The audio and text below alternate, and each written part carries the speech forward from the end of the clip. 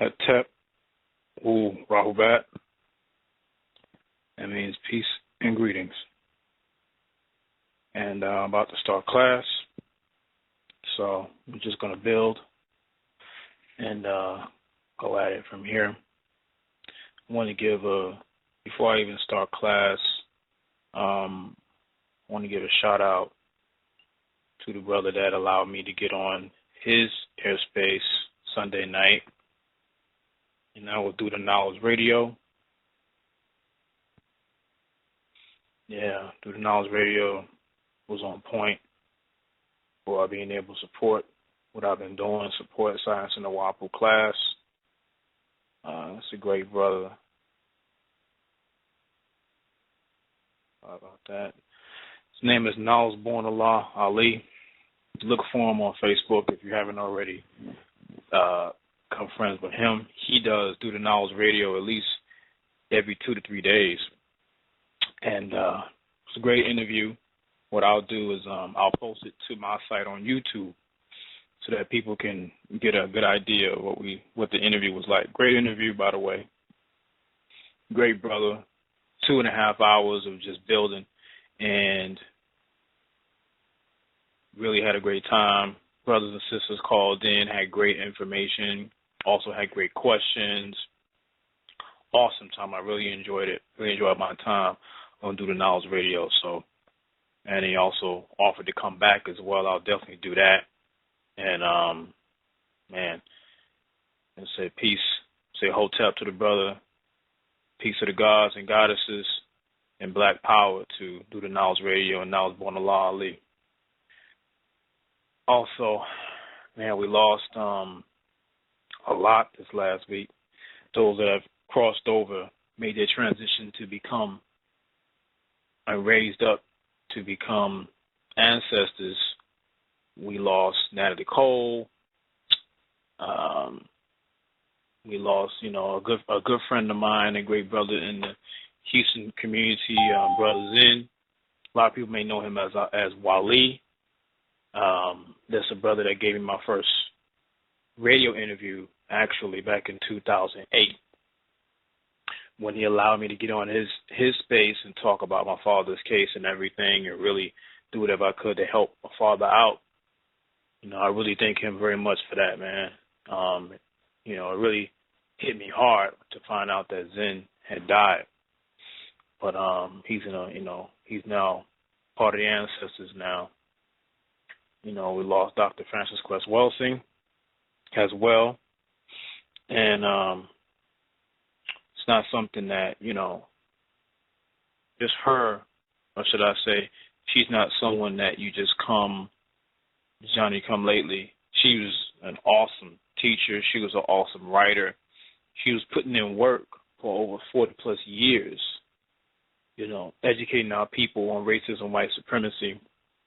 Of course, her teacher was Neely Fuller, but she was already a psychologist dealing with black people in D.C. for years prior.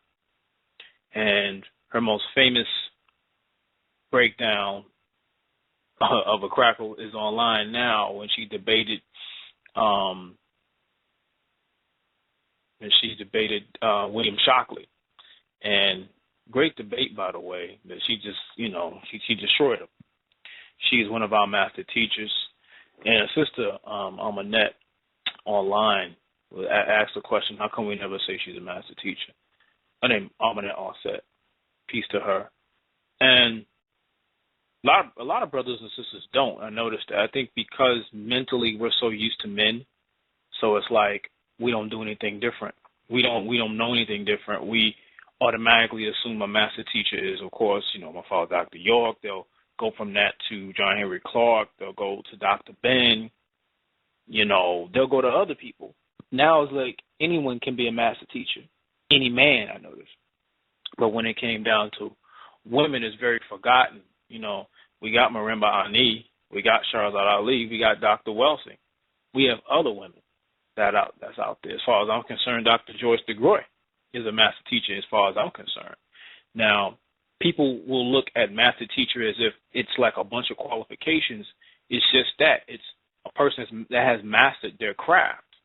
and can also talk about many other subjects and not just one. So that's the definition of a master teacher.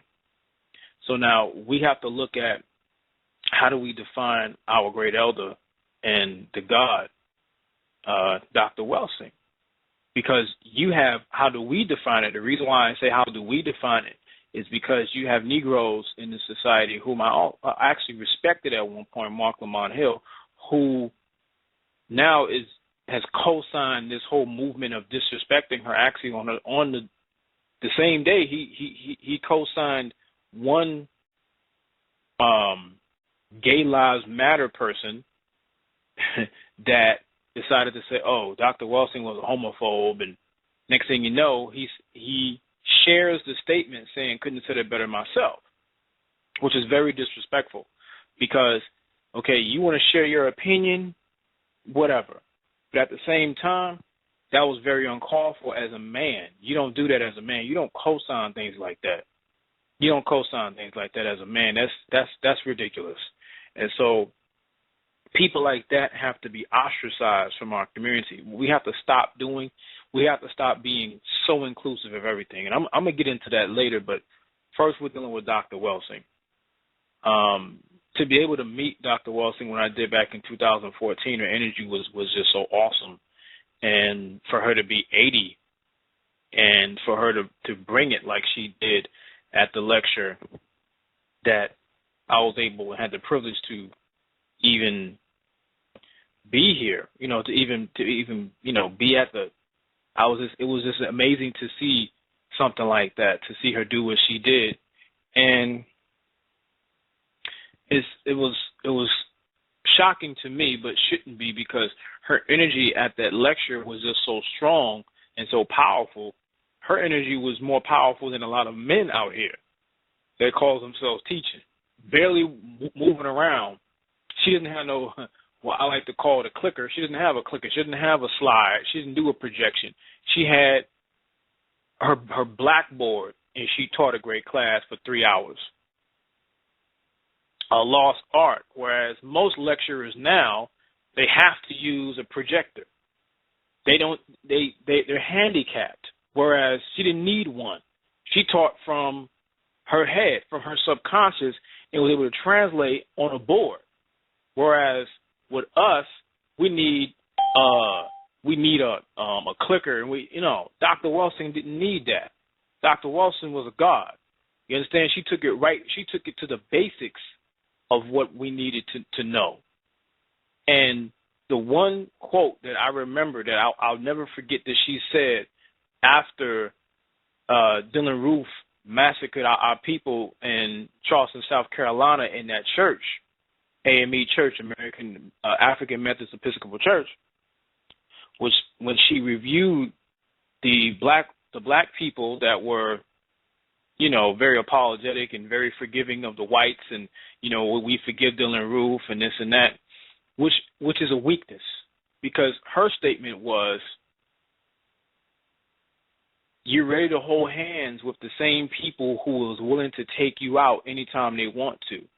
They didn't ask for your forgiveness. They didn't ask for that. You volunteered the forgiveness like a slave, like a civil rights slave, because your mindset mentally is you can only connect yourself with apologetic Negroes. And I'm not saying when I say civil rights slave as if all the civil rights movement was negative. No, because we fought for the right to do certain things. We had dogs and holes sticked on us, but there's a lot of people who take that ideology.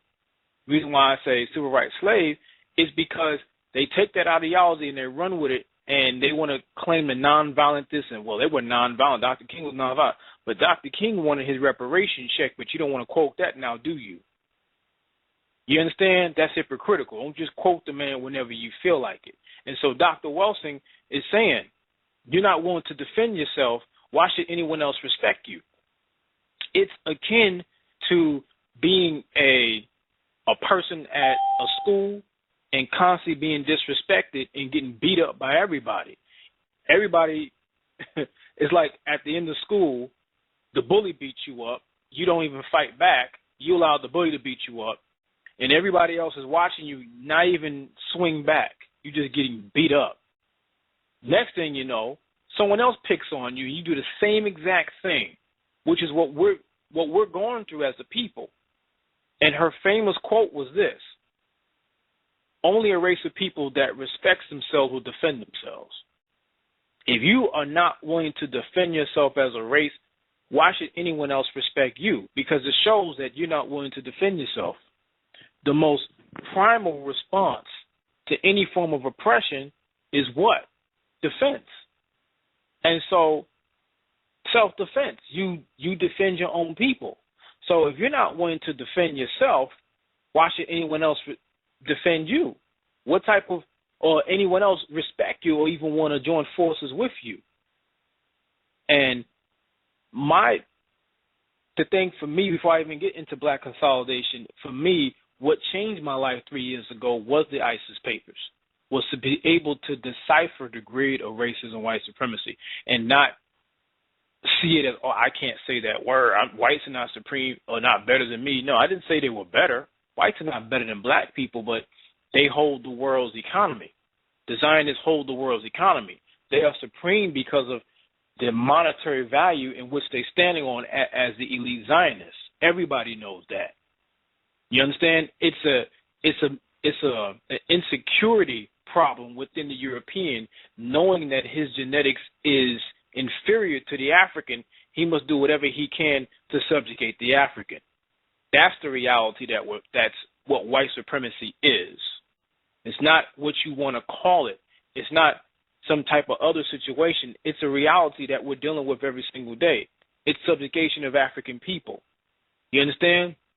White supremacy is dealing with the reality that we have 50% of the black male population in prison. And that's been going on since the late 60s, going up into now. That was a systematic breakdown of the black family.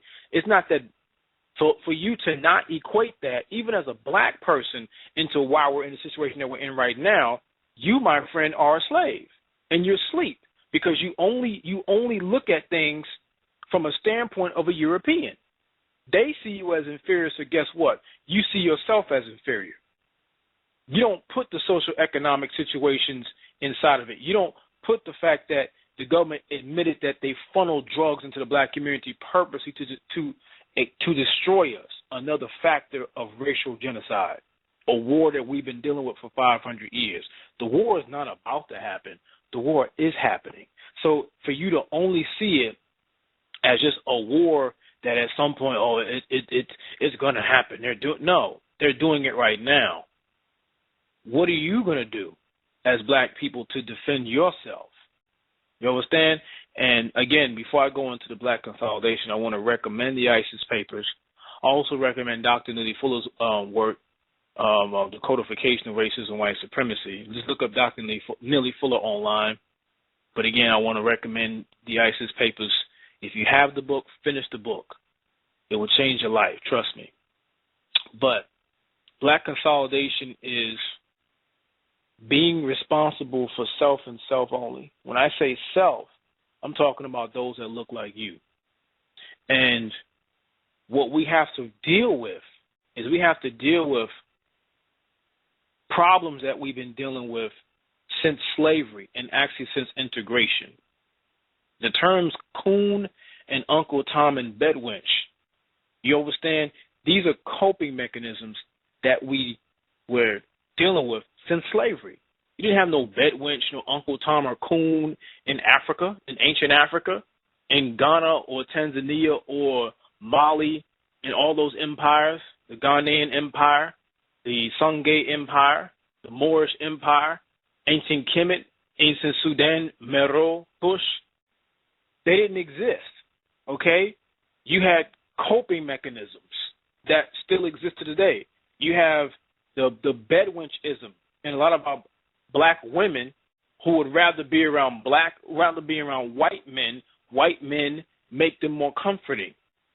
That's a coping mechanism for self-hatred against the black man. You have black men who would rather be around white women than raise their black woman up to be God again.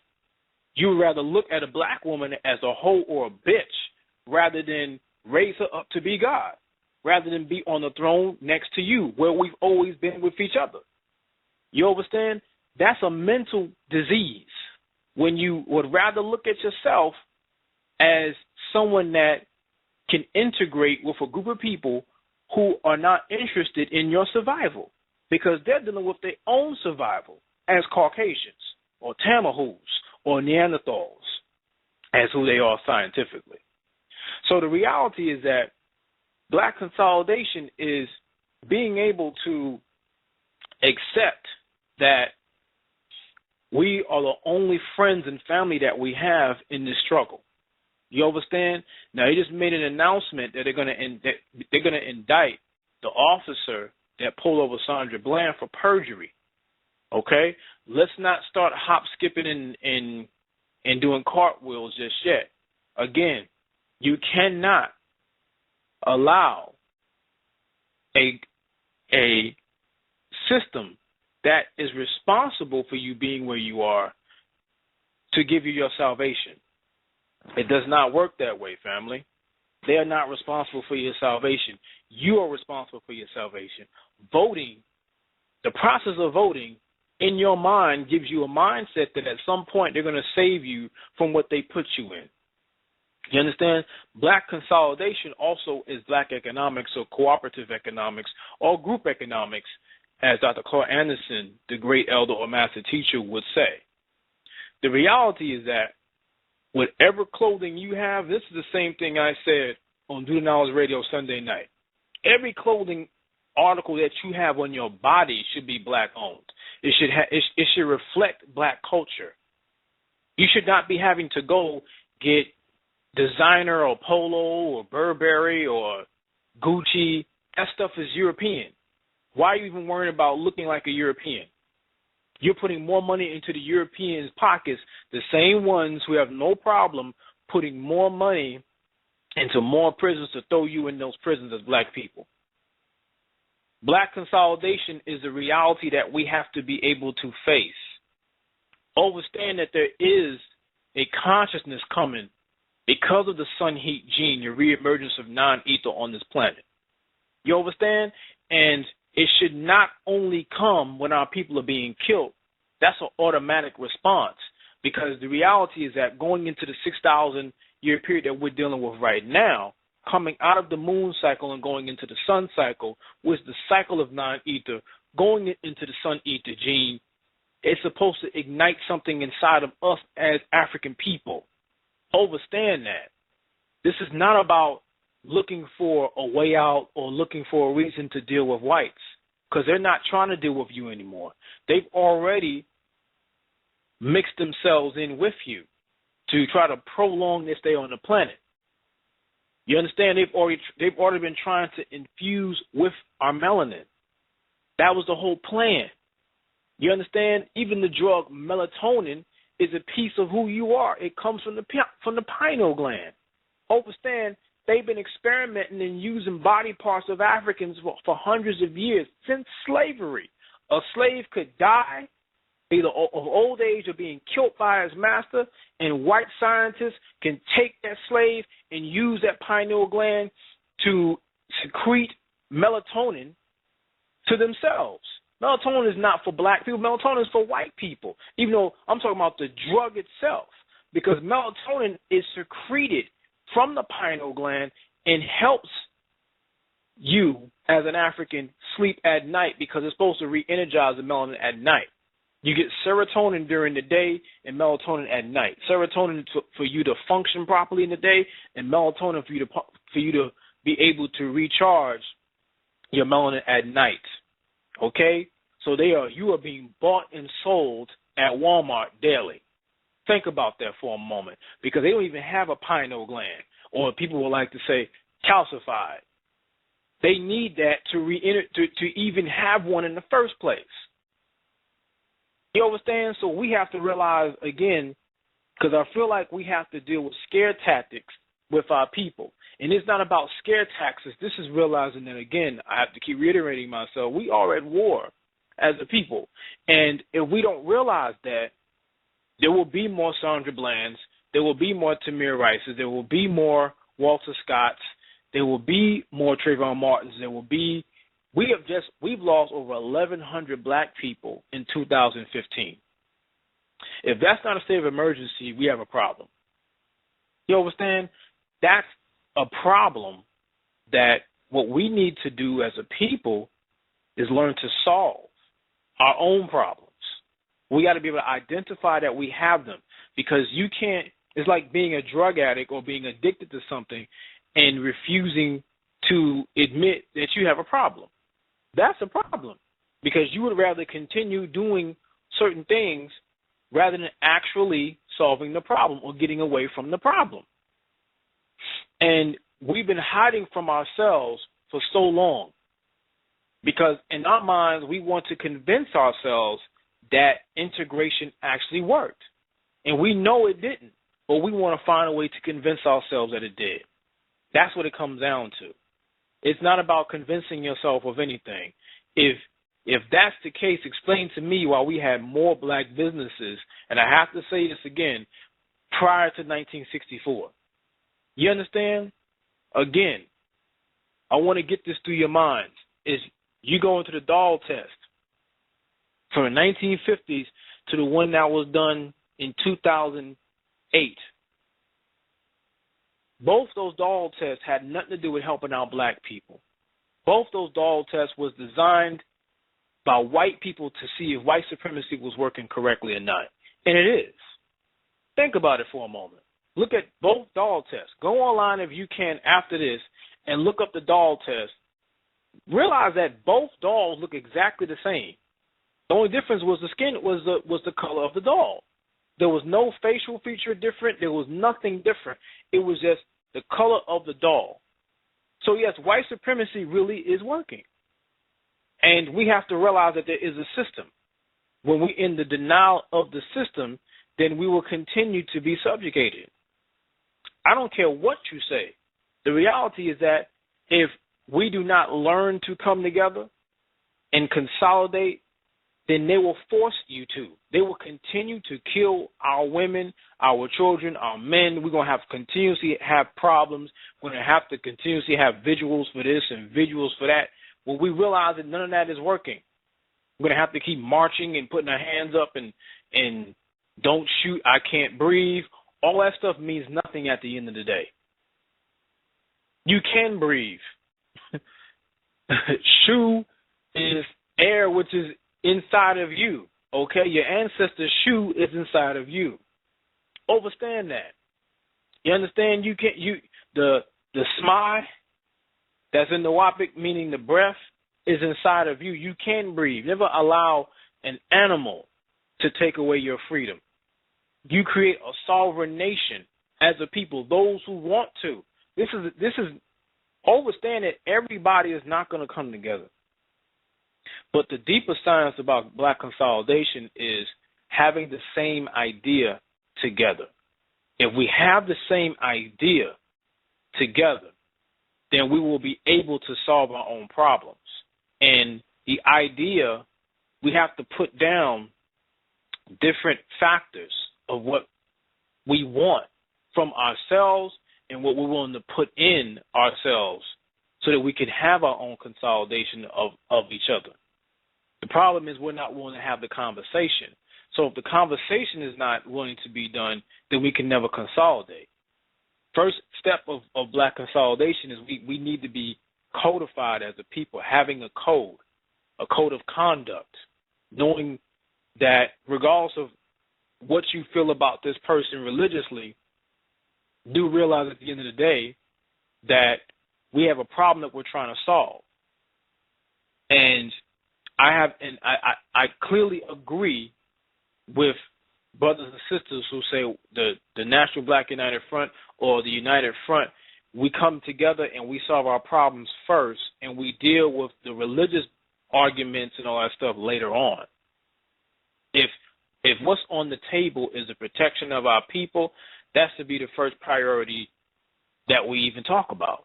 If that's not even being talked about, what are we talking about? We have to create, we are a nation within a nation that is sovereign. So what do?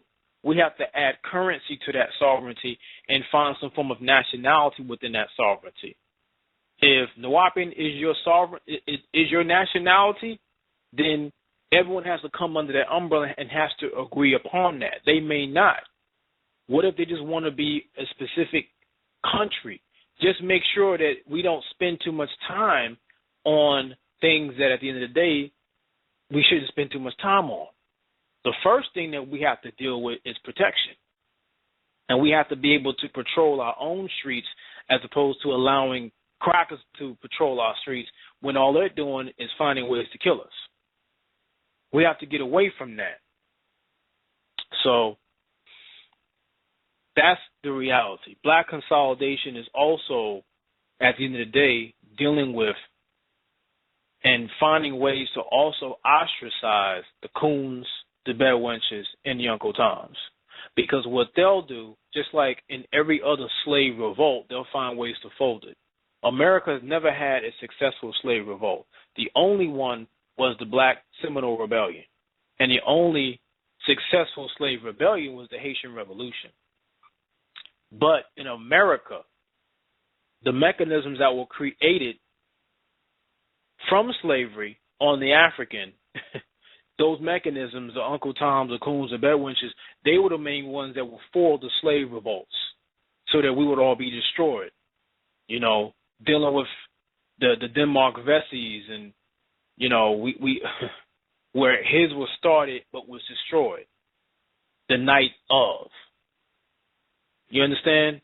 That's you know, Nat Turner's was successful to an extent, and then it failed after him being beheaded by crackers. That's our ancestor, as well as Denmark Vesey is our ancestor. So when you are also in battle, that you learn from knowledge of self is that you call on the ancestors that are responsible for warriorship within self, as well as Haru. That is a part of you. See, what blacks have to also learn how to start doing is start studying African sciences. Start studying Nwapo, start studying Vodun, start studying Oshun, start studying these sciences that when you see a God, you see yourself. See, after you consolidate as black people, you have no one else to deal with but yourself. And you have no one else to deal with but your ancestors. You can no longer look for European, Neanderthal, cracker ancestors as inspirations no more, because you have to be able to weed out the spell of sleep outside and out of your mind, because only a spell of sleep will allow an African to look at a European for his salvation and for his inspiration. In this society, we look at George Washington, and black people, we look at George Washington for salvation in ourselves before we look at Nat Turner. We don't even call on the ancestor, but we'll sit there and we'll talk about how great of a war hero George Washington was. He was a pedophile. He raped and molested slave children. That's in his memoirs. That's online a historical fact. But only a group of people who are asleep will acknowledge that, and would not acknowledge that, but will try to acknowledge George Washington as an inspiration of self. Not a good idea. And once we learn to realize what has been done to us, because, again, every other race consolidates. See, when you have Hispanic communities, that's Hispanic consolidation. They buy and sell to each other. When you have East Indian communities, that's East Indian consolidation. They buy and sell to each other. When you have Asian, when you have Chinatown in certain cities, that's Asian consolidation. Same thing with the Arab. They stay consolidated. White neighborhoods, white consolidation. Black neighborhoods, ghetto. We don't even want to look at each other throughout the day. See, you will be forced to at a certain point. I have no problem fighting you, like the movie They Live. I have no problem fighting you as long as you learn to pay attention to what's going on in this society. You understand? So that's what we have to do. The whole point of black consolidation is learning to deal with each other as a people. Okay?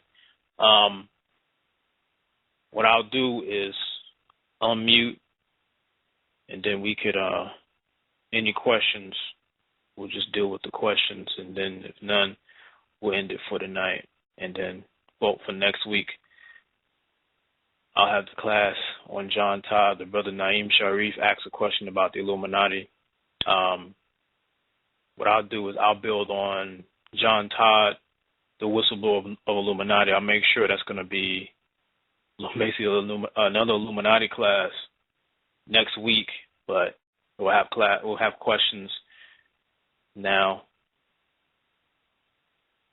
So I will unmute in just a second.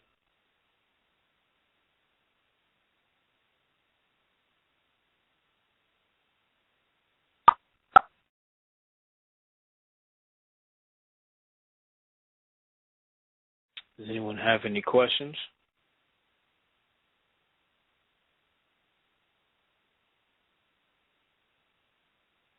All right.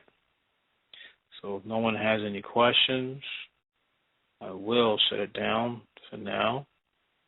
And or just for this week. Again, next week's class is going to be about John Todd, the Illuminati, in connection to hip hop music, MK Ultra, MK Delta as well. And again, I want to give a shout out to all the brothers and sisters who have supported the class Science in the WAPO for so long. And also, again, I want us to give another shout out to Do the Knowledge Radio, and give a shout out to the brother Knowledge Born Allah Ali for doing an interview with me this past Sunday. And I want to say Hotep Wa Shug, peace and blessings, peace to the gods and goddesses. Wadu.